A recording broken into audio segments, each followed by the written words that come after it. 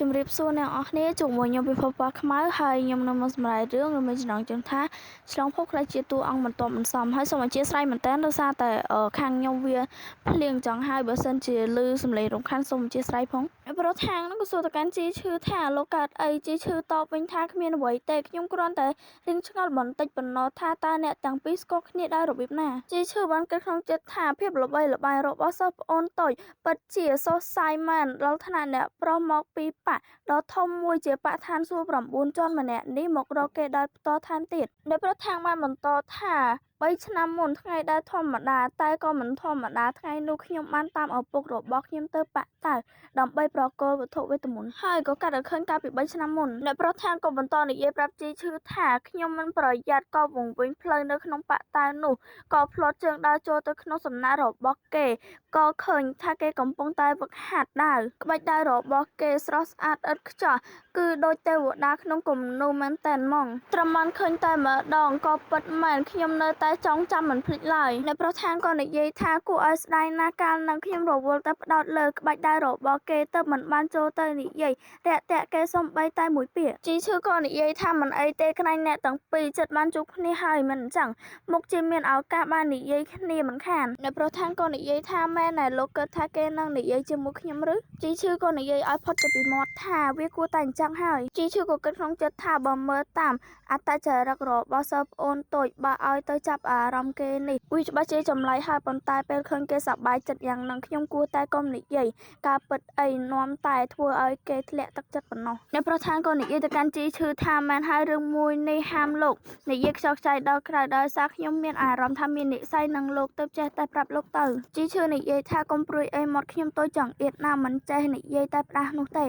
អ្នកប្រធាននិយាយថាមែនណាជីឈឺក៏លើកដោយស្បត់ព្រមទាំងនិយាយថាខ្ញុំសូមស្បត់ខ្ញុំមិននិយាយប្រាប់អ្នកណាទេអ្នកបម្រើអ្នកប្រធានក៏និយាយថាអ្នកប្រុសគេហ៊ានធានាអះអាងចឹងទៅហើយអ្នកប្រុសកុំធ្វើឲ្យពិបាកដល់គេអីអ្នកប្រុសប្រញាប់ពិសាអាហារទៅកុំធ្វើឲ្យយឺតពេលចំពោះកិច្ចការសំខាន់នៅយប់នេះអីណាអ្នកប្រធានក៏និយាយថាអមែនហើយខ្ញុំវិតែនឹងភ្លេចទៅហើយពេលញ៉ាំមាន់ដុតរួចយប់នឹងពួកខ្ញុំត្រូវទៅផ្ទះគ្រួសារលីដើម្បីចាប់បិសាចតែម្ដងជីឈឺក៏សួរថាលោកត្រូវទៅដំណាក់គ្រួសារលីនោះដែរក្រែងថាពេលសកម្មនឹងមានគេទទួលធ្វើហើយតើអ្នកប្រធានក៏លើកសញ្ញាសម្គាល់ព្រមទាំងនិយាយថាមិននឹងអាចទៅខ្ញុំទៅតែទទួលពេលសកម្មនេះពីវិហារគូនអ៊ីព្រឹកមិញហ្នឹងលោកមើលចោលផ្លាកសញ្ញាអនុញ្ញាតនៅទីនេះនៅឡើយតើជីឈឺក៏គិតក្នុងចិត្តថាបកនីមួយដែលវិហារគូនអ៊ីបានដាក់ពេលសកម្មឲ្យធ្វើនោះសុទ្ធតែមានទំនាក់ទំនងនឹងគ្នាបើមានអ្នកទៅយកស្លាកសញ្ញាទទួលធ្វើបេសកកម្មរួចហើយបេសកកម្មនោះនឹងត្រូវបិទក្នុងពេលតែមួយរ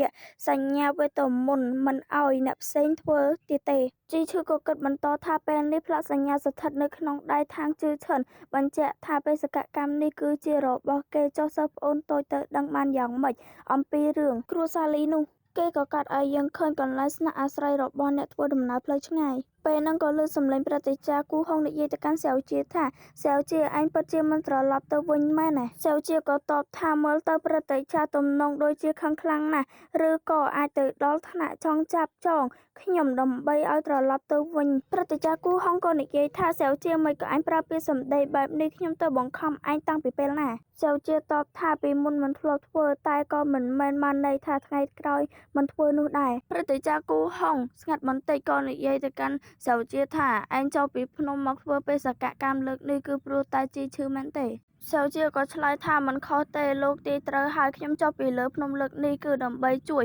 នាំសិស្សច្បងទៅរកដើរទឹកនៅស្រះវេទមន្តប្រតិចាគូហុងក៏សួរទៅកាន់សែវជាថាចុះមិនមិញនេះឯងមិនព្រមនិយាយការពិតសែវជាក៏តបថាខ្ញុំខ្លាចលោកខឹងចាកំហឹងលើជីឈឺទៅខ្ញុំឲ្យគេចេញទៅខាងក្រៅសិនប្រតិចាគូហុងក៏និយាយថាត្រឹមដើរទឹកមួយសោះវាមិនចាំបាច់អីដល់ថ្នាក់ឯងត្រូវមកជួយគេទេគេចុះពីភ្នំដោយខ្លួនឯងបានតែព្រឹទ្ធាចារ្យគូហុងក៏គិតក្នុងចិត្តថាខ្ញុំទេមិនត្រូវតតែសោះគេកំពុងតែគិតអីឬមួយក៏ដូចជាសម្បត្តិដែលហានសឹងបានសរសេរថាគេត្រូវជីឈឺពង្វល់រហូតកើតជាគំនិតខុសធម្មតាហើយចៅជាក៏និយាយទៅកាន់ព្រឹទ្ធាចារ្យគូហុងថាតាំងពីសិស្សច្បងត្រូវរបួសនៅដែនដីអាត់កំបាំងនោះមកក៏ភ្លេចអស់ពីវិធីប្រើវេទមន្តទៅខ្ញុំបារម្ភខ្លាចគាត់ចុះពីភ្នំម្នាក់ឯងនឹងមានគ្រោះថ្នាក់សែវជាក៏លើកទឹកតែឲ្យព្រឹទ្ធាចារ្យគូហុងព្រមទាំងនិយាយថាលោកឧស្សាហ៍ប្រាប់ខ្ញុំឲ្យចេះតបស្នងសងគុណ គុណពេលខ្ញុំរបួសសិស្សច្បងមើលថែខ្ញុំអស់ពីចិត្តពេលនេះសិស្សច្បងត្រូវការឲ្យខ្ញុំជួយខ្ញុំក៏ត្រូវតែជួយគាត់វិញ